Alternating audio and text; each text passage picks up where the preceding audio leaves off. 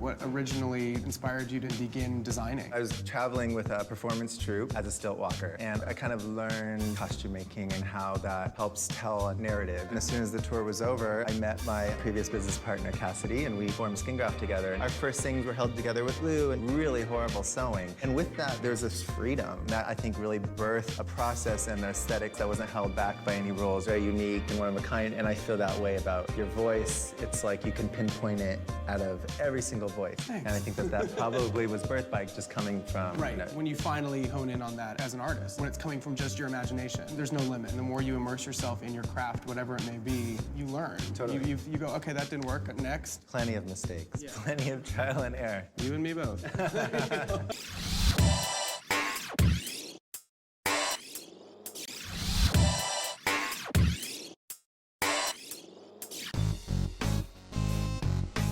There's a certain amount of integrity as an artist that you can find, like if you're a performing artist, just doing stuff in smaller venues, more intimate type settings. Probably very similar when you're doing fashion design, and like probably in the beginning. When you start realizing you want to expand it and make it more accessible to the public, I'm sure that's the same way with your designing. Every artist starts off very grassroots and very DIY, and that's beautiful, but it comes a point where you want the budget and the power to fulfill your vision exactly how you see it. And I feel like every day I'm moving more towards that and getting more of those opportunities because the success of the business of music or fashion. Now you have more people you can distribute your line to, and you can produce more of it, and you can get more photos taken of it, and it's the hardest balance. You know, for me this past year, that's the thing I've learned about the most, was how to like find that middle ground. Constant struggle. We're growing up. I know.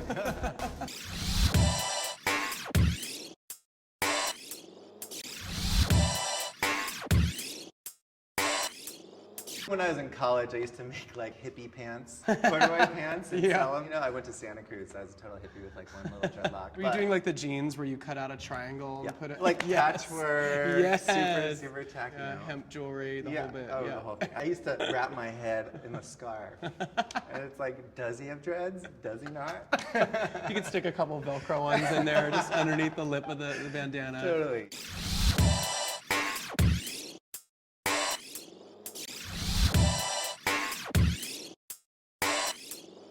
We've known each other for a really long time. I think you were one of the first like freaky people I met when I moved here. And you had these platforms that were like...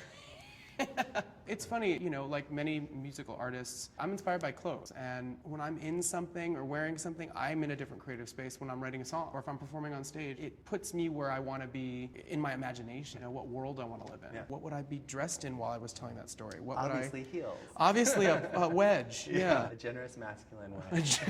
You actually designed a bunch of the key pieces for my last tour. I mean, for me, it was such a great experience working on that with you because we have known each other for years. And so we've seen each other grow as artists. I was just really proud of you. You know, it's like I think that you've done so much. So to be a part of that felt really cool. And I remember seeing the show, and you know, you're wearing all the Skin Graft pieces, and I was like, wow, he's like killing it. Rocking it in Skin Graft. So no, I was thrilled to be a part of that.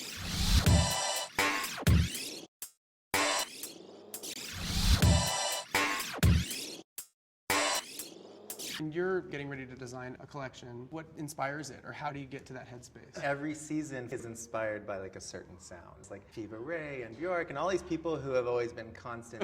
And it, you know, and that inspires our aesthetic, and then I think our aesthetic really partners well with music and musicians, and sometimes it's even pop music. Like recently I've been into hobby stuff, and everyone at the studio is like, what are you listening to? You want to hum that melody while you're making your pattern. Sometimes you gotta lighten up. But a lot of times I'm going back to things of my childhood, you know, music, art, even like pop culture. Like I conjure images of inspirational figures in my head as a child. Like I'll put on a jacket and be like, ooh, David Bowie, Grace Jones, you know, and there's these things that were kind of like part of your growing up, and they're part of your nurturing that really inspired you, and sometimes you don't even realize they inspired you. And so that's why it's like, you know, life's too short to wear a normal leather jacket. Like put a giant shoulder pad in it. Oh, you know I love a shoulder pad.